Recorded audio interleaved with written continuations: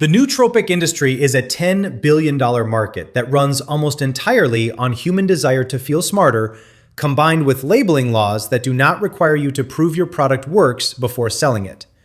Most of what is in your nootropic stack right now has no human randomized controlled trial data showing cognitive lift. It has in vitro data, animal data, or user testimonials dressed up in the language of clinical science. There are 4 compounds where the human RCT data is real. I am going to give you all 4, the specific trials, the dosing the trials used, and the brands I actually buy. Here's what this covers. What makes an RCT meaningful in this context versus the kind of studies supplement brands love to cite? Compound 1, caffeine and L-theanine, the stack that has the most replication and the lowest cost. Compound 2, lionsmane mushroom and the 2 trials that matter.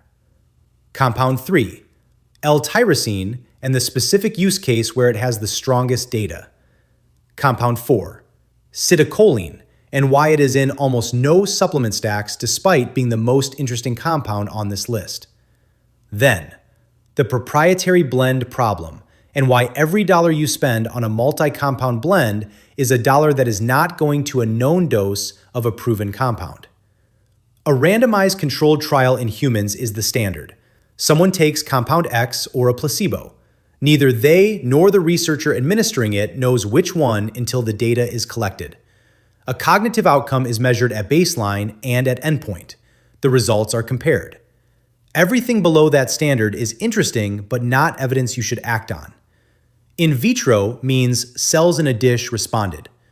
Animal data means a rat ran a maze faster. Observational data means people who eat more of a food also score higher on a cognitive test, which could be 20 other things. I am telling you this because supplement marketing uses all of these interchangeably.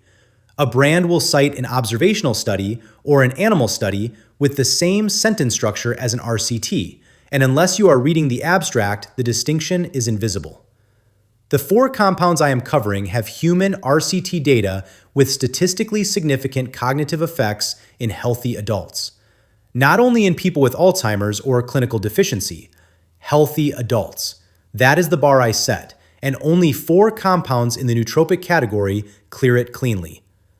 Caffeine and L-theanine is the most replicated nootropic stack in human literature. Individually, caffeine improves alertness and reaction time, but elevates cortisol, increases heart rate, and produces the anxiety and crash effects that most caffeine users recognize. L-theanine on its own has a modest calming effect. Combined, the data is more interesting than either alone. Multiple RCTs show that caffeine plus L-theanine at a 2-to-1 ratio by weight produces improved sustained attention, reduced reaction time, and a reduction in the jitteriness and cortisol spike associated with caffeine alone. The effect is measured at 90 minutes post-ingestion and sustained for 4 to 5 hours. The dose from the most cited trials: 100 milligrams of caffeine and 200 milligrams of L-theanine. You can buy L-theanine from Nootropics Depot in capsule form for about $10 for 90 capsules. Take it with your morning coffee. Your espresso shot is running between 60 and 100 milligrams of caffeine depending on dose and roast. You are already running half the stack. Add the L-theanine. This is not exotic. It is the foundation of every legitimate nootropic stack. Lionsmane has 2 compounds relevant to cognition: hericenones and erinosines. Both stimulate nerve growth factor synthesis in the brain. NGF is involved in the growth and maintenance of neurons, particularly in the hippocampus, which is the region most associated with memory and learning. The 2 trials I weight heavily are the Mori 2009 RCT and the Saitsu 2019 RCT. Both used approximately 1 gram of lion's mane extract twice daily in healthy or mildly cognitively impaired adults. Both showed statistically significant improvements on cognitive function scales compared to placebo at the 8 and 12-week marks. What the trials do not tell you is how lion's mane performs in healthy adults under 35. Most subjects in these trials were 50 plus. The mechanism, NGF stimulation, is plausible in younger adults. The dose response is less established. What I buy: Nootropics Depot Lionsmane 8-to-1 extract, 500 milligram capsules. Approximately $26 for 60 capsules. 2 capsules twice a day with food. That is the trial dose. Do not buy the Lionsmane product that does not specify the extract ratio. A 1-to-1 Lionsmane product is mostly fiber, not the active compounds. The extract ratio matters. L-tyrosine has a specific and important use case. It is a precursor to dopamine and norepinephrine. Both are catecholamines and both are depleted by acute stress, sleep deprivation, extreme cold, and high cognitive load. Tyrosine replenishes the precursor supply. The RCT data for L-tyrosine is consistent in one scenario: cognitive performance under acute stress. Sleep-deprived military personnel, people in cold exposure studies, high-stress task studies. In those conditions, tyrosine supplementation produces measurable cognitive performance retention compared to placebo. In well-rested, unstressed adults, the effect is small to negligible. This is important. L-tyrosine is not a daily driver cognitive enhancer for a well-rested person. It is a targeted tool for days where you are already running on low sleep, under pressure, or in physical stress. The dose in the military studies was 100 to 150 milligrams per kilogram of body weight, which is very high. Practical effective dose for a healthy adult in a stressful context: 500 to 2,000 milligrams 30 to 60 minutes before the high-demand task. I buy Nootropics Depot L-tyrosine, $9 for 90 capsules. I take it before red-eye flights, before high-stakes presentations, and on days after bad sleep. Not every day. Citicoline is also called CDP-choline. It is a precursor to both choline and acetylcholine. Acetylcholine is the neurotransmitter most associated with attention and memory encoding.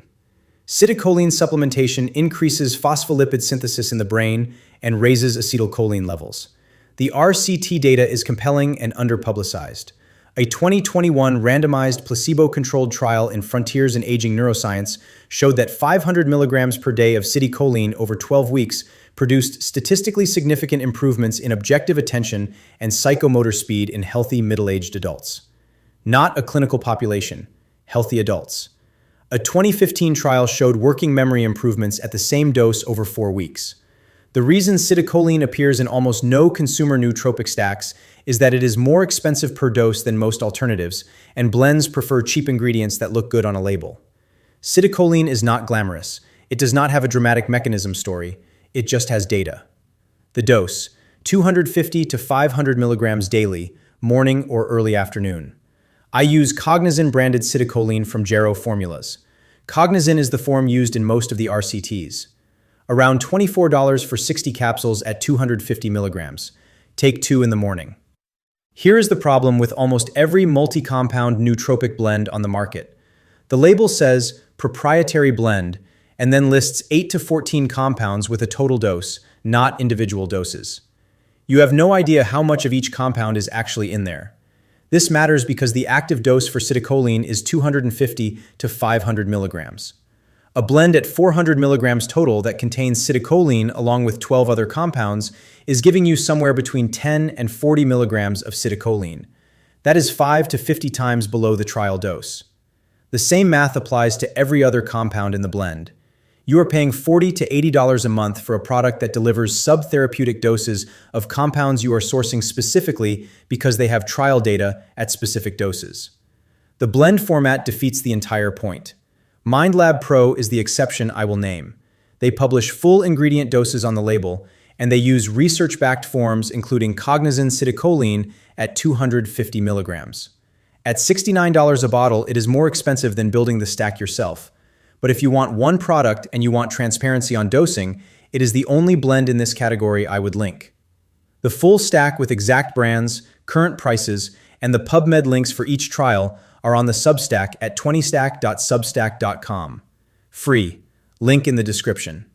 Next week, the 5-year math video, espresso gear, the morning supplement stack, and the recovery setup all run through the same 5-year cost comparison. The number at the end is the one that made me build this whole channel. Subscribe. Long Form Monday.